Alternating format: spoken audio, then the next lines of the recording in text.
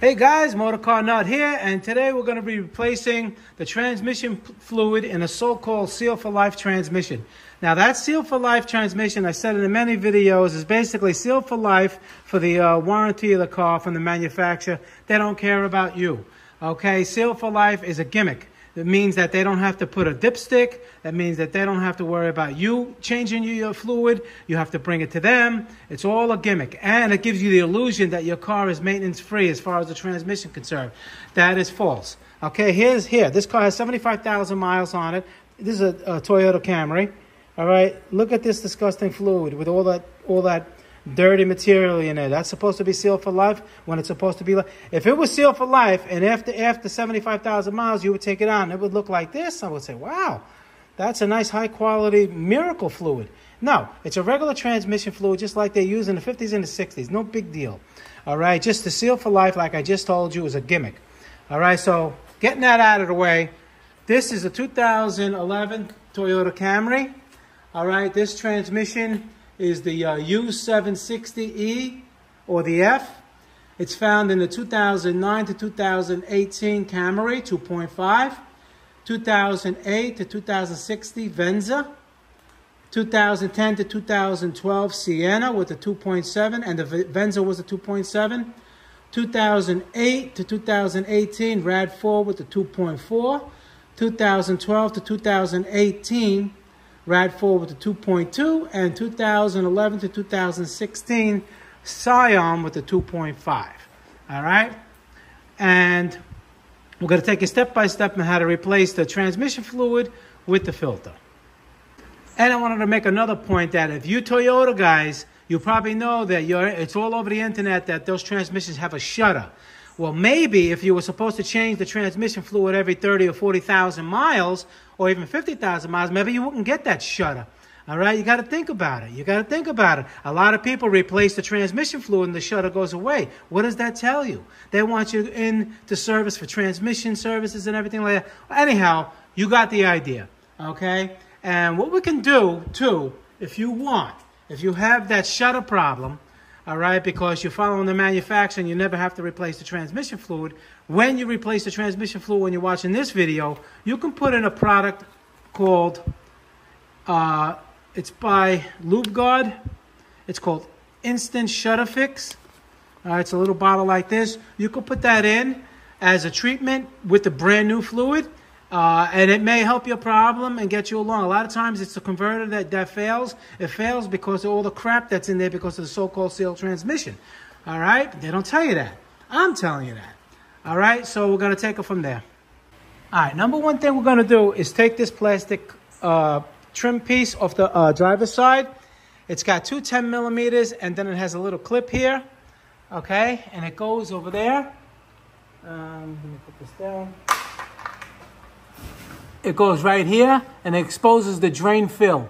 And you want to crack this loose. This is a 24 millimeter. You want to crack this loose first, all right, and make sure that you can get that off first. Why? Because if you drain the fluid and for some crazy reason that's stripped and you just can't get it out, now you have a car that you can't use. Whereas if you try to get that out and it's stripped and you can't, get it off, then at least you can, bring it to a mechanic or, do it another time and you can still use the car. And you should get yourself a drip pan that has measurements, 1 quart, 2 quart, all the way up to 6 quarts or whatever it is, because what we're going to do, especially if this is you're the original owner of the car or you did the transmission fluid, you know it's proper level, all right, what you take out is what you're going to put in. That's the easiest way. And if you're not sure, I'm going to make another video or explain in this one as I go along how you're going to check the level on this too. Okay? So you usually need a scan tool. Again, they're trying to keep the do-it-yourself away from these cars. But I'm going to show you how to do it and get it at the proper level. Okay? So we're going to go under the car and over here, all right, we're going to have the Allen key over here is a 6 millimeter. And inside there's going to be another tube. I'll explain that. It's also 6 millimeter. So you're going to need a 6 millimeter socket hex drive. Okay, that's the 6mm hex drive. Unscrew that bolt and let it drain. You should get about 1.5 quarts come out, something like that. So now after you get that, whatever came out, you stick this in there again, and you're going to go up inside, and you're going to feel it's not that tight. There's going to be another pipe in here, and this is going to make the remainder, maybe another 2 quarts come out. You see that? All right, now I drained this pretty much. Not 100%, but I drained it a little bit. And here's the tube. Okay, that goes inside.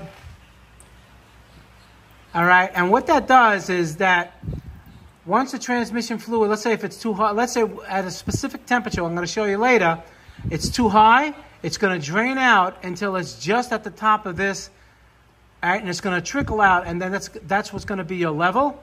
So that's why it has this pipe that sticks up in there. That's how much deeper they want the transmission fluid level to be. Okay, but we take this out to let it drain, and now the 10mm bolts all the way around. Okay, take them all out, and then drop the pan. That's what I'm going to do next. All right, before you take the bolts off, make sure you screw in that plastic level indicator all the way in, hand tight. It has to be all the way up hand tight because that'll give the proper level, all right, for the transmission. Don't just screw it in a little bit. Put it hand tight. Don't use a tool, all right? It's in there already. Then put this on. Now, if you have, see, all right, they want you to replace this washer. Come on. All right, but if it's good, just clean it up. I mean, it's a thick washer. It ain't going anywhere. You could reuse it. You want to replace it, you can replace it. All right, and tighten it up this way. As you're working to take it off the bolts, it's not dripping on you. I just want to point out, you may have to take off this plastic shield because the bolts here, you don't have to if you don't want to, but, you know, I'm not. But you may want to take it off so you can get them in and not cross-thread them. Now, what I'm noticing right now is this one over here is very rusted, and the angle is too close to the frame. So what I'm going to do is I took these little plastic covers out from the motor mount. See the motor mount's right here. Transmission mount, actually. I have 17 and a 17 over here and over here, and just pick it up a little bit to get to it. So if you're doing this on the floor, you may want to put the jack stands. Obviously, you have to put jack stands. Don't rely on a jack. And a jack in the middle and just raise it to get it. If you can get it from there and yours is not rusted, great. But I'm just letting you know that I came across that little bit of a problem. So now we got the pan down. Here's the filter, 10mm and 10mm. Gonna take it out. Here's the new one. See the filter nice and clean. You're just gonna take those two out, and a little bit extra transmission fluid is gonna come out. All right, make sure you catch everything so you can put exactly what you took out in. Make sure that there's a little O-ring in there. You take that O-ring out, it looks like this, and it goes here, on here. See it? You don't want double O-rings in there, it'll leak. And just put it back up and tighten the two 10mm down to about 89 inch-pounds. And then when you take the pan, you see these little magnets? Just take them out. Make sure you know where they go. All right? Clean them and put them back where they were. Clean the whole pan and look for any metal. All right? This overall, it's dirty. Should have been replaced a long time ago. And you see, let's say when you're filling it up, they want it at a certain temperature. If it's too high, it leaks down until it drips, until it's perfectly even and it's just dripping out. Then you know you're at the proper level. But like I said, if you measure what you're taking out and put back in, you can skip that step. Especially if you know that you're the original owner, it has no leaks to transmission, and it was never serviced. Like, you know, in other words, it had a too high level or too low level before. So you'll be okay. I'm going to clean this up, and then we're going to reinstall it. All right, if you get mixed up where the magnets go, See the little magnets? You see the little square? It's like, it shows 1, 2, and over there 1, 2. That's where it goes. It goes here, and this one goes here. Just put it like that, and like that. And it's important to keep these magnets there. Okay, what they do is the little metal filings of the normal wear and tear of the transmission, it gets stuck on these things, and it doesn't circulate through the engine, causing even, you know, more damage. A little bit of, like, you know, that the metal material on the magnet is normal. Don't worry about that. Okay? And make sure you clean the surfaces. And the same thing with the transmission itself. Clean it, make sure it's dry, not dripping. And the gasket, you got to put a new gasket. I like to put a thin coat of gasket maker on the bottom. Put the gasket and a thin coat on the top. You don't have to do that if you don't want to. But, you know, that's how I do it. Okay, so when you're done, remove the fill, put a funnel in there, and in my case, I had 4.5 liters come out.